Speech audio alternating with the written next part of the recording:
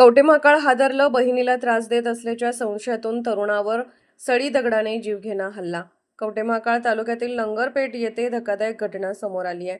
बहिणीला त्रास देत असल्याच्या संशयातून एका तरुणावर लोखंडी सळी आणि दगडाने जीवघेणा हल्ला करण्यात आला असून या हल्ल्यात तो गंभीर जखमी झाला आहे. या प्रकरणी कवटेमहाकाळ पोलिसांनी तिघांविरुद्ध गुन्हा दाखल केलाय.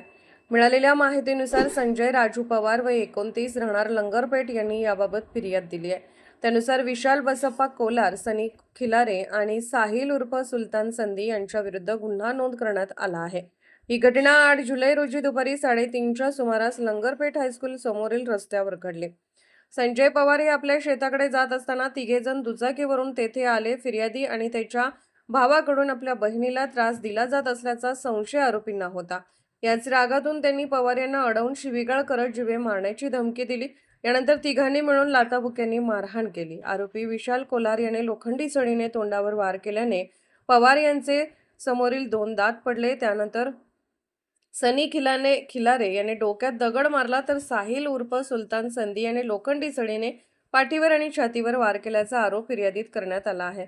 हल्ल्यानंतर आरोपींनी संजय पवार याच्या दुचाकीचीही तोडफोड केली. जखमी पवार यांच्यावर उपचार करण्यात आले असून या प्रकरणाचा पुढील तपास कवटेमहाकाळ पोलीस करत आहेत.